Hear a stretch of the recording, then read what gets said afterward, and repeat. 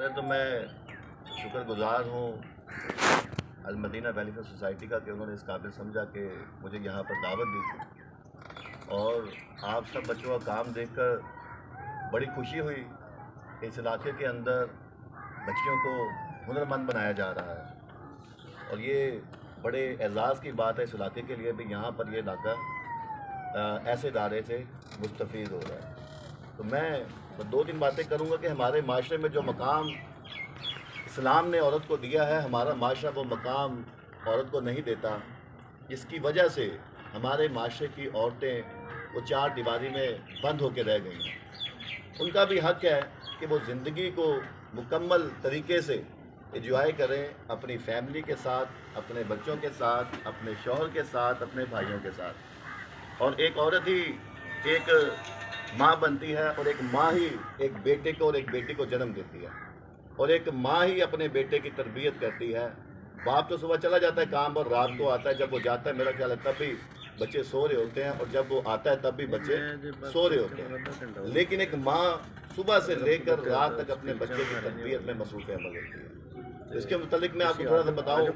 کہ امام شافعی ایک مسلک کے امام ہیں، وہ ایک بڑے متوسط فیملی سے تعلق رکھتے تھے، ایک غریب فیملی تعلق رکھتے تھے۔ ان کی والدہ نے مکے سے کوفے ان کو تعلیم حاصل کرنے کے لیے بھیج دیا، اور وہاں جا کر ایک بہت علم والے، بہت ادب والے اور دین کے بہت بڑے ممار بن گئے۔ ممار بننے کے بعد جب وہ کوفے سے مکہ واپس آ رہے تھے تو لوگ استقبال میں کھڑے ہوئے تھے، ریڈ کارپٹ ان کا استقبال ہو رہا تھا، اور لوگ حیرانگی سے ان کی طرف دیکھ رہے تھے کہ یہ کون آ رہا ہے، کیونکہ تب میڈیا نہیں نا تھا، پتہ نہیں لگتا تھا۔ اب تو میڈیا سے کوریج ہوتی ہے، پتہ لگ جاتا ہے۔ لوگ ریڈ کارپٹ استقبال کر رہے تھے اور دیکھ رہے تھے کہ یہ کون آ رہا ہے، اور سامنے ان کی والدہ محترمہ کھڑی ہوئی تھی، اور 100 اونٹ ان کے پیچھے مال کا ان کے پیچھے تھا، اور آگے ان کا گھوڑا تھا جس کے پیچھے وہ مال آ رہا تھا۔ اور جب مطلب کہ وہ پہنچے وہاں پر، ان کی والدہ سامنے کھڑی ہوئی تھی۔ ان کی والدہ نے ان سے کہا کہ بیٹا میں نے تجھے تعلیم حاصل کرنے کے لیے بھیجا تھا، مکے سے کوفے تعلیم حاصل کرنے کے لیے بھیجا تھا، یہ مال تو لے کے آیا، میں تب تک گھر نہیں جاؤں گی جب تک یہ سارا مال بچوں میں تقسیم نہ کر دے گا۔ اس کی والدہ نے جب ان کو یہ حکم دیا، امام شافعی اپنے والدہ کے فرما بردار تھے، انہوں نے اپنا سارا مال مکہ کے لوگوں میں تقسیم کر دیا، اور جب تقسیم ہو گیا تو اس نے پوچھا اپنی والدہ سے کہ والدہ صاحبہ اب ہم گھر چلیں؟ اس نے کہا نہیں، ابھی بھی تمہارے ہاتھ میں ایک گھوڑے کی لگام ہے، یہ بھی غریبوں میں تقسیم کر دو۔ جب یہ بات ہوئی انہوں نے وہ بھی تقسیم کر دیا غریبوں کے اندر، اور پھر ان کی والدہ ان کو گھر لے کے گئی۔ بات کرنے کا مقصد یہ ہے کہ جب مائیں ایسی ہوں گی تو بچے امام شافعی جیسے ہوں گے، مائیں ایسی ہوں گی تو بچے امام احمد بن حنبل جیسے ہوں گے، مائیں ایسی ہوں گی تو بچے اہل بیت کے فالوورز ہوں گے،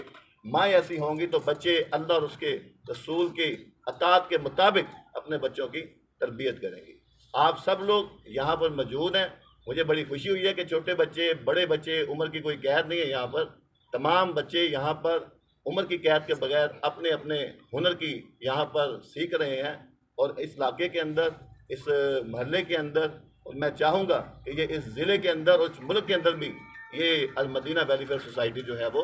ترقی کرے۔ اور اس کے لیے نواز بھائی میری کوئی خدمات صحافتی لحاظ سے، قانونی لحاظ سے اور کسی بھی لحاظ سے حاضر ہوں تو میں اس ادارے کے لیے ہر لحاظ سے حاضر ہوں، اور آپ سب لوگوں کو بھی مبارکباد پیش کرتا ہوں کہ آپ اس ادارے کا حصہ ہیں، اور اس ادارے نے آپ کو ایک پلیٹ فارم دیا ہے کہ آپ لوگ یہاں پر آ کر سیکھ سکتے ہیں، اور آپ لوگ یہ زندگی میں بنا لیں کہ آپ لوگ کبھی بھی اس ہنر سے آپ زندگی میں فائدہ اٹھا سکتے ہیں۔ آگے والے حالات جو ہے، فیوچر ہے پاکستان کا بڑا مشکل جا رہا ہے، بڑا مشکل وقت گزر رہا ہے یہاں پر، تو اس کے لیے ہنرمند عورت ہی ہنرمند شوہر کے لیے بہت ضروری ہے۔ اگر آپ لوگ اس ہنر کو اچھے سے سیکھیں گے تو آپ لوگ اپنے شوہر کا ہاتھ بن جائیں گے، آپ لوگ اپنے بچوں کی اچھی تربیت کر سکتے ہیں، آپ لوگ اپنے گھر کو اپنے شوہر کے شانہ بشانہ لے کر چل سکتے ہیں۔ Thank you very much. بہت شکریہ۔